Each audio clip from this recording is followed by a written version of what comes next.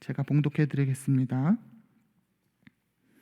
너는 판결 흉패를 에봇 짜는 방법으로 금실과 청색, 자색, 홍색 실과 가늘게 꼰 실로 정교하게 짜서 만들되 길이와 너비가 한 뼘씩 두 겹으로 네모 반듯하게 하고 그것에 네 줄로 보석을 물리되 첫 줄은 홍보석, 황옥, 녹주옥이요 둘째 줄은 석류석, 남보석, 홍마나요 셋째 줄은 호박, 백만호, 자수정이요 넷째 줄은 녹보석, 호마노, 벽옥으로 다 금태에 물릴지니 이 보석들은 이스라엘의 아들들의 이름대로 12이라.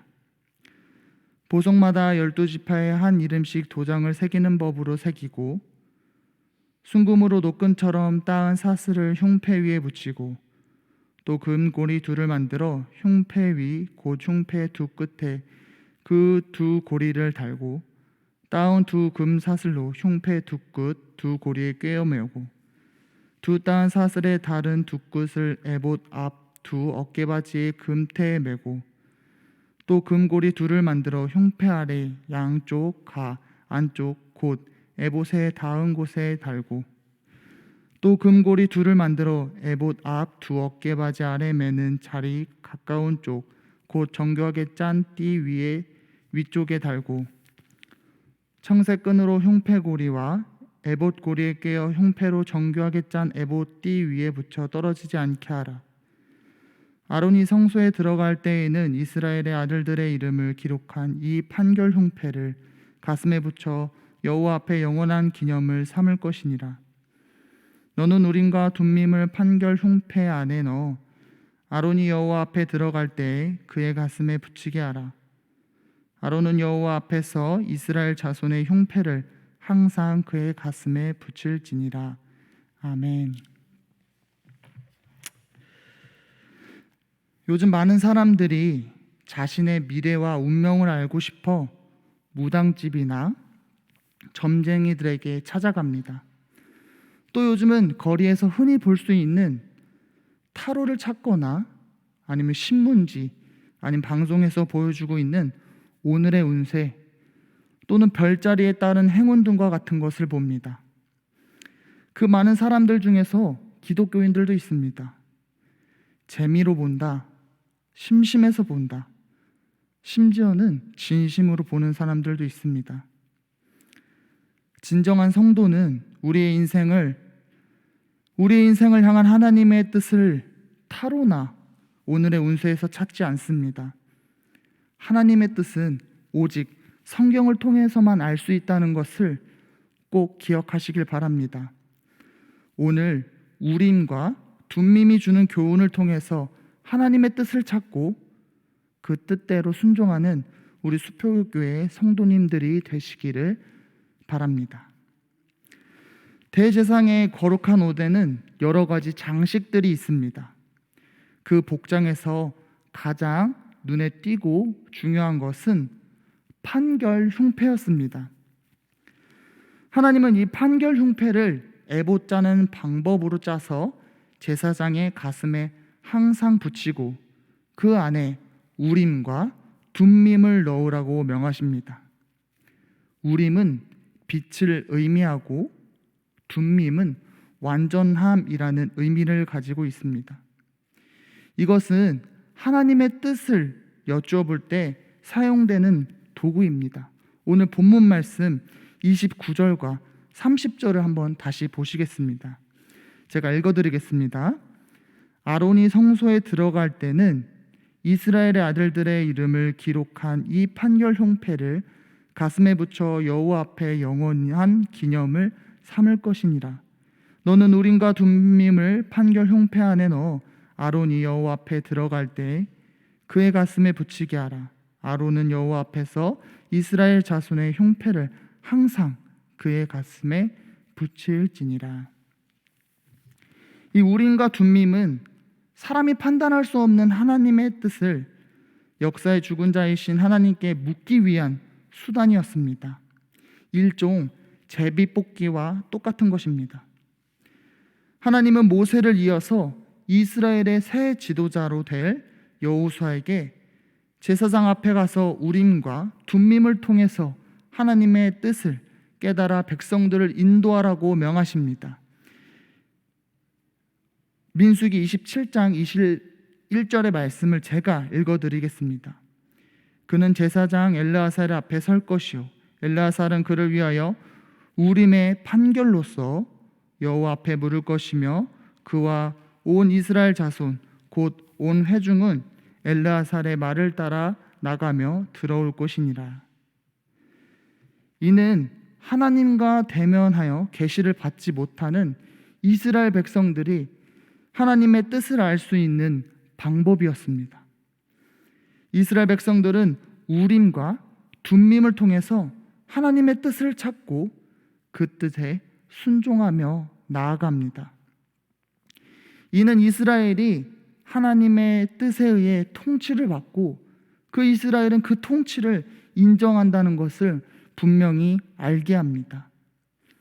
우리도 하나님의 뜻을 구해야 합니다. 그렇다면 하나님의 뜻은 언제 구하는가요? 하나님의 뜻을 구하는 데에는 때가 없습니다. 항상 모든 일에 하나님의 뜻을 찾아야 합니다.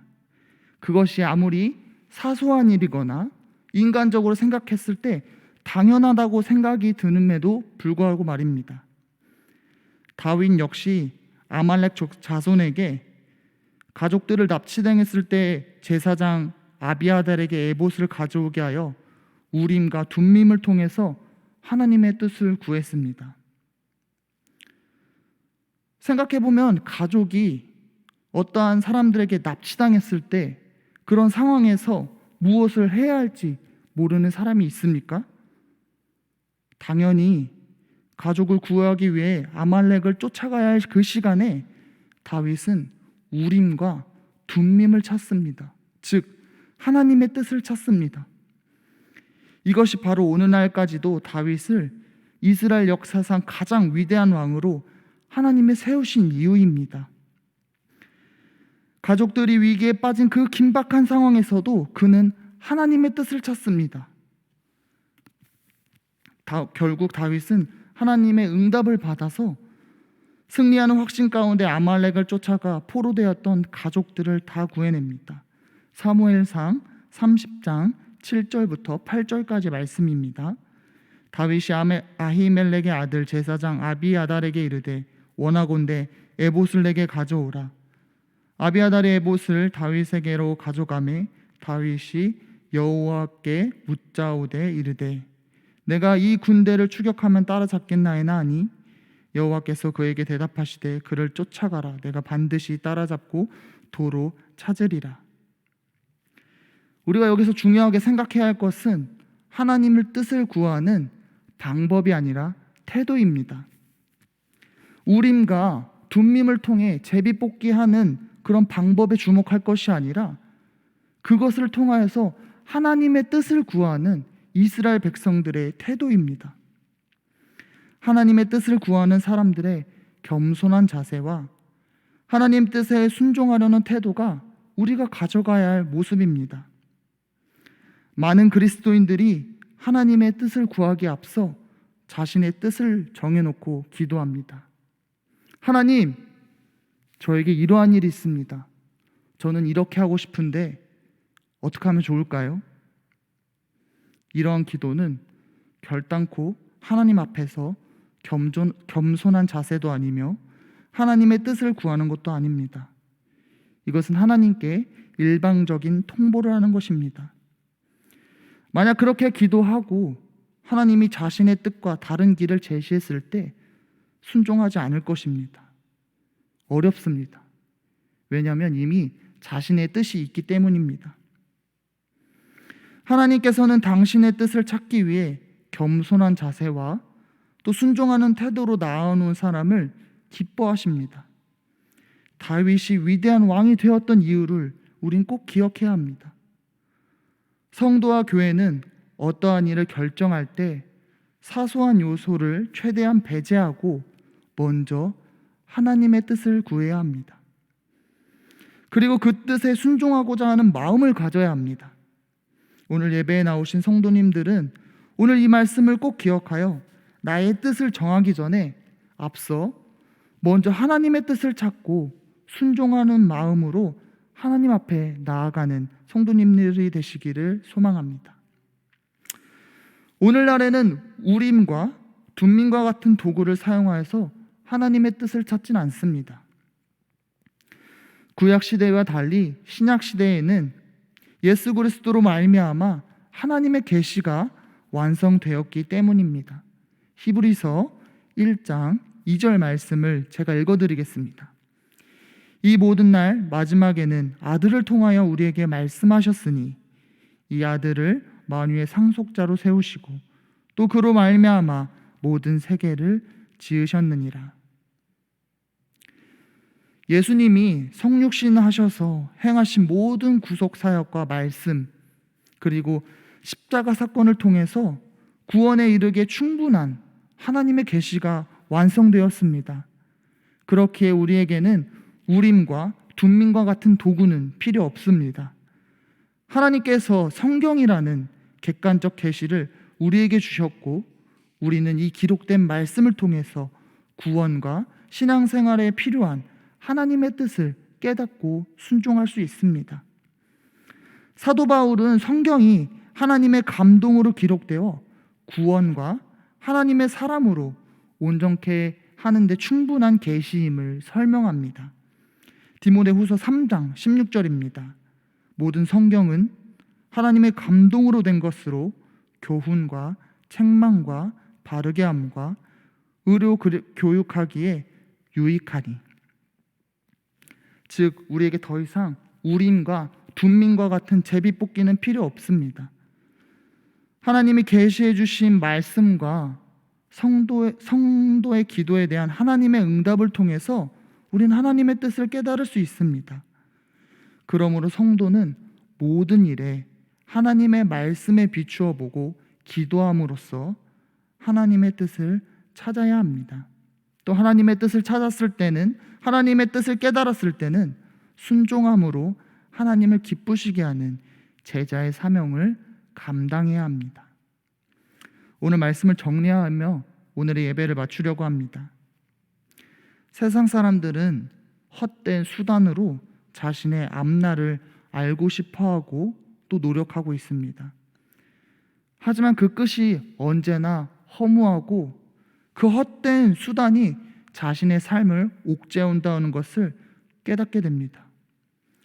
하나님의 참된 성도는 세상 사람들과 달리 자신의 욕망, 자신의 뜻을 배제하고 오직 하나님의 거룩하신 뜻만을 구하며 그 뜻을 이루기 위해 거룩한 삶을 살아갑니다. 그렇게 먼저 우리는 자신의 뜻을 세우기 전에 하나님의 계시인 성경 말씀을 통해서 또 성령 안에서 하나님의 뜻을 구하는 기도 응답을 통해서 하나님의 뜻을 깨달아야 합니다. 그 뜻을 깨달았을 때 아버지의 원대로 되기를 원합니다 라고 고백했던 예수 그리스도를 본받아 하나님의 뜻에 순종해야 합니다. 수표 공동체에 속해 있는 모든 성도님들이 오늘 말씀을 듣고 겸손한 자세로 하나님의 뜻을 구하고 또 하나님의 뜻에 언제나 순종하는 주님의 제자들이 되기를 간절히 소망합니다. 이 시간 기도하시겠습니다. 하나님, 오늘 출애굽기 28장의 말씀을 통해서 하나님의 뜻을 찾는 이스라엘 백성들의 모습을 보았습니다. 우리의 뜻을 세우기 전에 하나님의 뜻을 찾고 하나님의 뜻에 순종으로 나아가는 우리가 되게 하셔서 언제나 하나님 앞에 겸손한 자세와 순종하는 태도로 나아가는 우리 수표교회가 되게 하여 주시옵소서. 오늘 하루의 시작을 하나님께 드리는 주님의 백성들이 있습니다. 오늘 하루 이들과 함께 하셔서 주님께서 허락하신 그곳을 작은 하나님의 나라로 세워나갈 수 있도록 하여 주시옵소서. 예수님의 이름으로 기도드립니다. 아멘.